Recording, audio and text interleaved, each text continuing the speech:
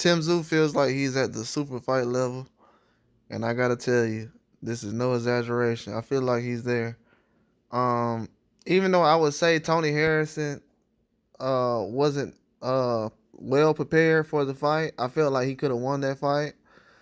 And Tszyu doing what he did to Tony Harrison, that showed the boxing world. See, a lot of people they will say, "Well, Tony Harrison, he's not really a big fighter," but from people's reaction to Tszyu beating him, that just shows you that Tony Harrison was a big fighter in boxing, and Tszyu absorbed that popularity from that fight because of how big he is. But also the fight now with Brian Mendoza and how fans have seen that now, it just put him on another level as far as just reaffirming his competition level and where he's at right now. And he's a monster. I mean, he does everything he says. I respect fighters who do everything they say. And he's just he doesn't get too high, he doesn't get too low. He's the same throughout the whole fight. Before the fight, he's not hyping everything up. He's talking confident, but he's not talking outside of his character. But Tszyu right now, he's at the super fight level. Who's ever at 154? I don't know if he would fight Leuven at this point. I know he's at 54. I don't know what his weight is, how he feels at 154. I know when you're at a certain age and you've been there at a weight a certain while, it kind of helps to move up to the next level, to the next division. Guys become stronger when they move up, and it's just not just with in Tim Tszyu's case. It's like in Terrence Crawford's case. When he moves up in weight, he becomes stronger. So the potential of Tim Tszyu being the fighter that he is, he's probably not even hit his ceiling yet. And I've seen certain things, man. And I'm just gonna say it. The way he plants his foot and the angles he turns his body and throws certain punches, I just haven't seen that. Probably in the last 24 months, a fighter's probably wowed me probably 4 or 5 times, but he did it twice in one fight. I'm not gonna lie. The way he throws the uppercut and the way his body and torso is not really aligned, and he still throws power punches from different angles. It's crazy. I feel like his talent level and where he's at right now, it is super fight level. Because if anybody else was to do what he's doing right now, especially having Charlo on the back burner for so long, I feel like he's definitely at the place he needs to be at. And then you got to realize, and I repeat this, Janovic should not have 2 belts right now. And he's not fought anybody, but Tim Tszyu, he's fought Brian Mendoza. He's fought Tony Harrison. He's coming up through the ranks, and he's fighting legit guys at the weight class who's already been there and solidified, has beat champions or top contenders. So he's clearing out a division. He's not sitting around saying that somebody's ducking him and all this other stuff. He's picking the fights. He could have did a Stanley thing, what Stanley did with Vergil Ortiz, and just waited on Charlo. But he didn't wait on Charlo. He took a wrist fight with Tony Harrison. He took another fight with Brian Mendoza. And you have to credit him for that. Fighters are not doing that. This new era of boxing is different. Tim Tszyu, Benavidez, Devin Haney. I'll throw Tank Davis in there because people say Tank got a weak resume, but Mario Barrios on your resume is not weak. But that's another video.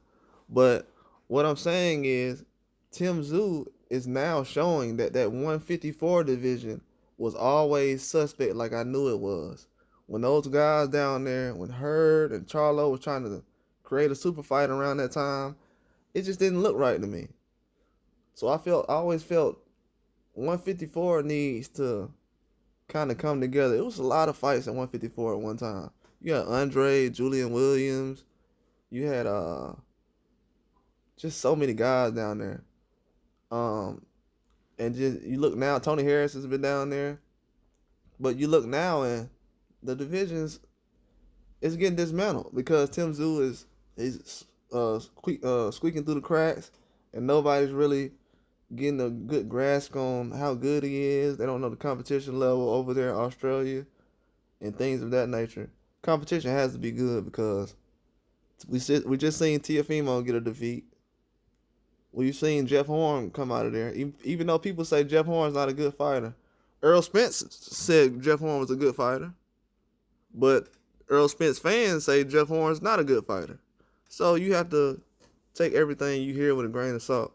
But with Tszyu, he's proven now that 154 when Demetrius Andrade was there were not guys being ducked. Tszyu's not ducking anybody at 154. He will be going to 160 very soon, and he will not duck anyone there. So what I like is Tszyu's kind of like the backup plan for if let's just say Andrade didn't have the fight with Benavidez.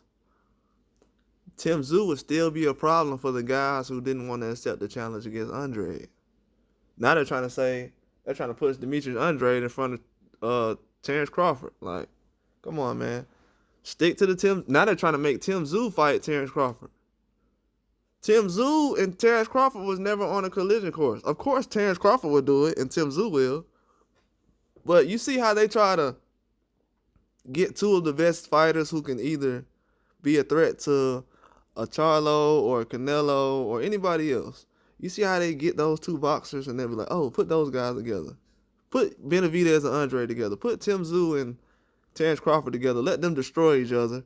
And by the time they get through fighting each other and they won't be the same, they'll basically beat each other to the point where their fighting abilities won't even be the same. Then put them in the ring with Canelo or somebody. Like, why would you even try to do Tszyu like that? He's just gotten the ranks to where he's making a name, and now he's fighting serious fights. When he goes through and he meets those challenges, I haven't heard him say, well, I'll think about that. He's taking on all comers. I don't care where a guy's from, what country he's from. He can be Anthony Joshua, he can be Tyson Fury, he can be whoever. If he's taking on big fights, I'm supporting. Because that's what I want. All the narratives about guys not trying to fight this other guy, all this stuff is now becoming to the surface. I want to be the face of the guy who's destroyed the ducking word. Because the ducking thing, it's only been around since these new guys came around. Listen to Mike Tyson. He ain't never said nobody ducked him. So to see guys sitting around here act like they Mike Tyson to somebody, come on, man. Mike Tyson was bigger than some of these guys at 18 than they are as grown men. So, nah, ain't nobody a threat like that. Not in boxing when you actually getting paid to fight. If I give y'all $1 million, you gonna be ducking somebody? Come on, let's be real. But like I was saying though, Tszyu, he's basically at the super fight level. I'll agree. He said he's not talking ish out of his butt, but we all know what that means. He's basically saying he's not talking hot air. He's really going to challenge whoever comes. And at 154, I'm just going to be honest. The only person I could really see him actually fighting is Erickson Lubin. At the moment. Do I see Charlo trying to fight? Not really, man. Charlo, not really. I don't think Charlo will fight Tszyu. If he does, that'll be good for boxing. But I don't know if it happens. That'll be a fight that's 2 years. No, I don't know. I mean, if Charlo has something to prove, maybe. But Tszyu being nice about it, but he could be a little more disrespectful. But I don't care how he goes about it. Because sometimes you got to match the energy that you've been getting. Call the man Tim Kazoo and all this other stuff. Like, come on, Charlo, man. You making us, man. Come on, man. Then you went out there and did that against Canelo. And I'm not going to harp on it, man. He's still a champion at the end of the day. He still fought his butt off. He still went to the gym and worked at the end of the day. But Tszyu, he's basically at the super fight level now. Because there's nobody at 54 to really even discuss with Tszyu at this time. With the stuff he's done. How he's went through the division. He hasn't went around people. He didn't have to fight Tony Harrison. He didn't have to accept that fight. A lot of stuff he didn't have to do. So we have to give credit when credit is due. And that's all I say. Is he at the fight super fight level? Yes. At 154, even at 160. Gentlemen say he can't find nobody to fight him at 160. Tszyu will be there soon. Super fight level. So we're gonna see how it goes. Will that be a super fight? I could possibly see it if Janibek fans hold up their end of the bargain. I know Tszyu has Australia, so he's gonna come with all his fans, but I don't know. I don't know if it's gonna be a super fight on Janibek's end. If the fight is held in Australia, maybe.